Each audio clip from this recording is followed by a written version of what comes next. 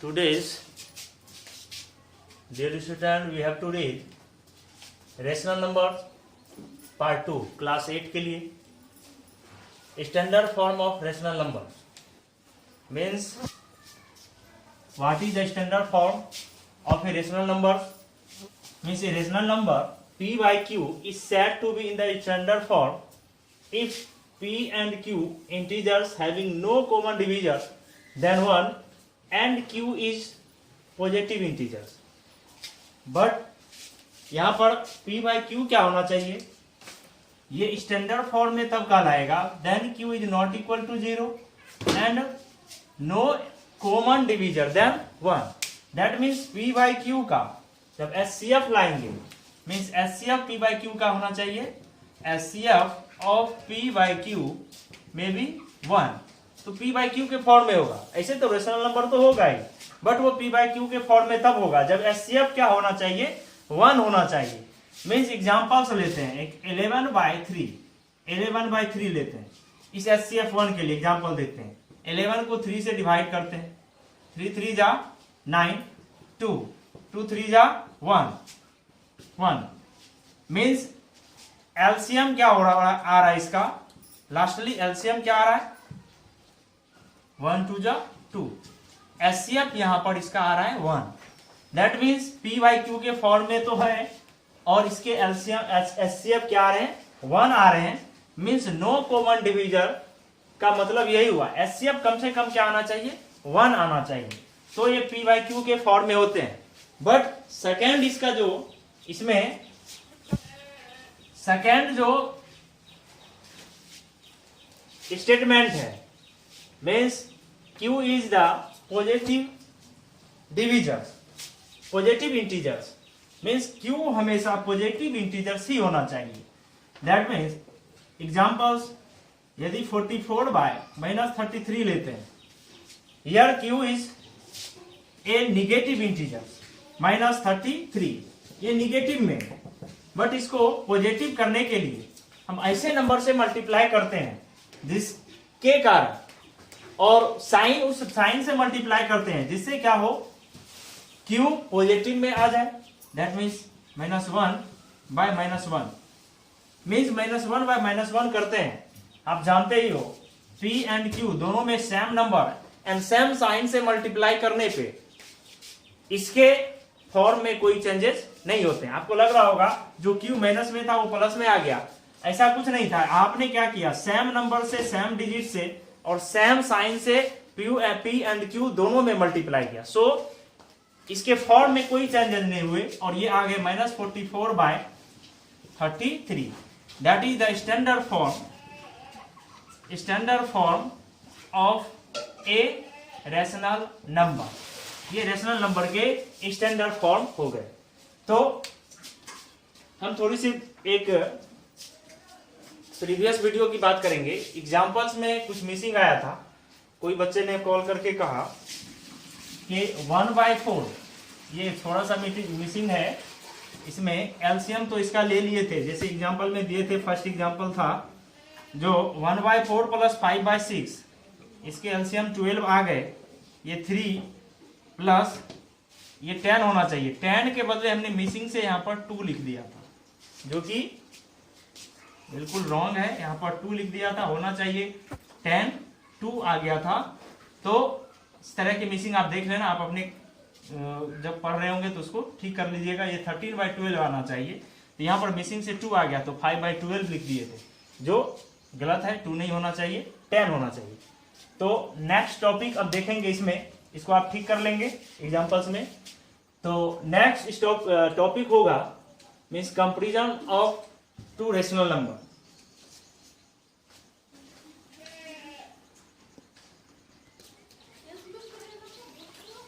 Our next topic is comparing of 2 rational number. 2 rational number के comparing लाना है, कौन ग्रेटर नंबर होगा रेशनल नंबर, कौन लेस होगा, means comparison of 2 rational number. Examples लेते हैं कोई 2 रेशनल नंबर्स का।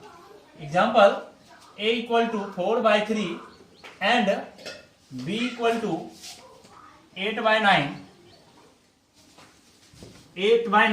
ए एंड बी में who is greater rational number in A and B. तो इसके दो मेथड है। फर्स्ट मेथड में देखेंगे, first method that is divide method is like that 4 divided by 3। 4 को डायरेक्ट आप 3 से डिवाइड कर दो। 3 1 जा 3 1.0, 3 3 जा 9 1 0 0 3 3 जा मीन्स 1.33 ये आ रहा है। नेक्स्ट ए का हमने देखा A equal to, so A equal to आया आपका 1.33। नेक्स्ट बी के लिए देखते हैं 8/9 मीन्स 8 को डिवाइड करना है 9 से। 8 डिवाइडेड बाई 9 मीन्स 0 0, तो 8 तो इससे लगेगा नहीं, मीन्स ए 9 8 जा 72 8 0 9 8 जा अगेन 72 8 मीन्स 0.888। ये b इक्वल टू आया 0.888। अब a एंड b आपको कौन दिख रहा है बड़ा है? आप देखेंगे a एंड b में जब कंपेयर करेंगे a इक्वल टू ये आपका आया 1.33 and b equal to 0.88, so that a you know that a greater than b। आप देख रहे हैं ये जो b है 1 से भी छोटा है एंड a क्या है 1.33 है, 1 से बड़ा है, that means a greater than b। ये तो फर्स्ट मेथड हुआ, ये फर्स्ट मेथड हुआ। इस तरह से फाइंड आउट कर सकते हैं बाय डिवाइड मेथड। बस अब इसमें सेकेंड मेथड देखना है। What is your second method? Second method is cross multiplication method. इसको आप क्रॉस मल्टीपल मेथड ये होगा, मीन्स ए और बी में जो ए और एंड बी के नंबर जो हैं इसमें जैसे a equal to 4/3 and b equal to 8/9, इसमें क्रॉस मल्टीप्लिकेशन मेथड से इसको ला सकते हैं। जैसे 4/3 8/9 दो नंबर्स हैं, इसमें क्रॉस मल्टीप्लिकेशन कर देंगे, दैट मीन्स 8 3 जा 24 9 3 जा 36 9 4 जा 36 एंड 8 3 जा 24। आप देख रहे हैं क्या किए, इस first number two second number, first के नॉमिनेटर को सेकेंड के डिनोमिनेटर से 9 4 जा 36 ये फर्स्ट में लिखाएगा, ये फर्स्टली इधर से करेंगे और सेकेंड में इधर से करना है। दैट मीन्स सेकेंड जो नंबर आएगा ये डिनोमिनेटर, फर्स्ट टर्म के डिनोमिनेटर और सेकेंड टर्म के नोमिनेटर से मल्टीप्लाई करेंगे। That means 36 greater than 24। तो 36 is the value of 4/3 and 24 is the value of 8/9. So 4/3 is greater than 8/9. इस तरह से फाइंड आउट कर सकते हैं। दैट मीन्स 4/3 ग्रेटर होगा 8/9 से। ये था cross multiple method and cross multiple method and divide method. आप जिस मेथड से करेंगे वो बिल्कुल सही होगा।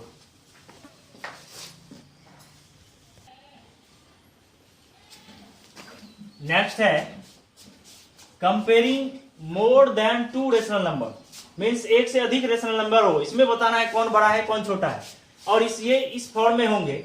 जैसे यहां पर क्वेश्चन है arrange the number -3/5 7/10 -10 and -5/8 in ascending order. आप यहां पर दो ऑर्डर इस तरह से देखेंगे, असेंडिंग और डिसेंडिंग, है ना। असेंडिंग और डिसेंडिंग होता क्या है? असेंडिंग ऑर्डर और होता है डिसेंडिंग ऑर्डर। तो असेंडिंग ऑर्डर दैट मीन्स इसको आप कह सकते हो, असेंडिंग ऑर्डर को हिंदी में बढ़ते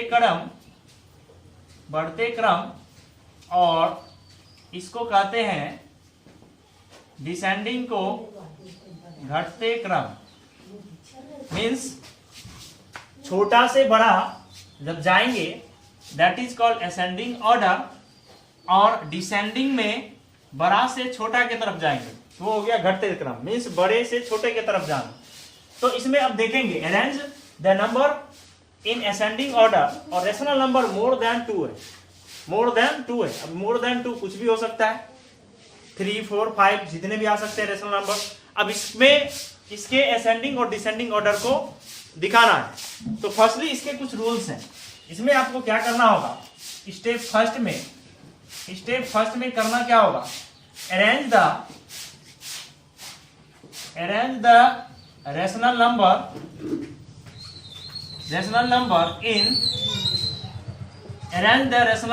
इन स्टैंडर्ड फॉर्म। स्टैंडर्ड फॉर्म में रेशनल नंबर को लाना है। नंबर 2 में find the LCM of Q of the rational number. Q का एलसीएम लाना है। Firstly suppose that a equal to -3/5 and b equal to 7/-10 and c equal to -5/8।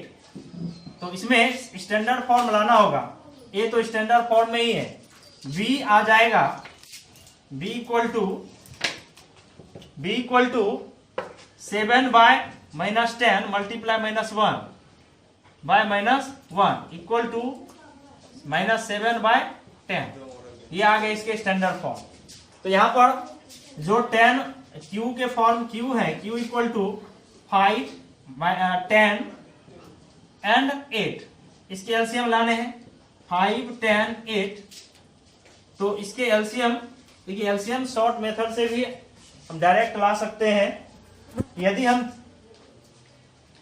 ये 3 numbers 5, 8 और 10 के ऐसे मल्टीपल्स लाने हैं जो लेटेस्ट कम से कम मल्टीपल्स हो और तीनों ही नंबर से वो डिविजिबल हो। तो इसमें देखेंगे यदि आप गैस करते हैं, इसमें 20, 25 और 10 से है पर 8 से डिविजिबल नहीं है। बट यदि हम 24 लेते हैं, 24 ओनली 8 से होगा, फिर 5 और 10 से नहीं है। 30 लेते हैं तो 35 और 10 से होगा, 8 से नहीं होगा। तो यहाँ पर 40 लेते हैं, 40 लेंगे तो 5, 8 और 10 तीनों से 40 क्या होगा, ये डिविजिबल होगा। दैट मीन्स एलसीएम क्या आ गया, एलसीएम आ गया 40, एलसीएम 40। इस तरह से आप शॉर्ट मेथड से आप मल्टीपल्स को फाइंड आउट करके डायरेक्ट लॉन्ग फैक्टराइजेशन मेथड और जो इसमें कॉमन लाते हैं, इस फैक्टराइजेशन मेथड से सबसे शॉर्ट फॉर्म में डायरेक्ट मल्टीप्लिकेशन को फाइंड आउट करके किसी का एलसीएम ले आ सकते हैं और कम टाइम में भी होगा भी। तो इसमें अब ए को लाते हैं। जो नंबर गिवन है रेशनल नंबर -3/5 मल्टीप्लाई द एलसीएम्स 40। तो इसको मल्टीप्लाई कर देते हैं, ये आ गया -24। Again b equal to 7/10 multiply by 40, 4 equal to 28 and c equal to -5/8 multiply 40, that is 8 5 जा 40 -25 -7/10 है -28। Next draw arrange it in ascending order. तो असेंडिंग ऑर्डर में इसको दिखाते हैं। Ascending order equal to means ascending order में means छोटा से बड़ा जाना है, छोटे से बड़े असेंडिंग ऑर्डर में। तो इसमें देख रहे हैं -28 सबसे छोटा है, फिर है -25, फिर -24, ये सबसे बड़ा है इसमें -24। इस तरह से आपका आ गया मीन्स -28 जो वैल्यू आया है minus 28, that is B. B means B greater than, B less than C less than A. That means B जो है यहाँ वैल्यू है 7/-10 and C -5/8 and A is the value of -3/5. इस तरह से आपने देखा असेंडिंग ऑर्डर फाइंड आउट करना सीखा. -28, 25 एंड 24.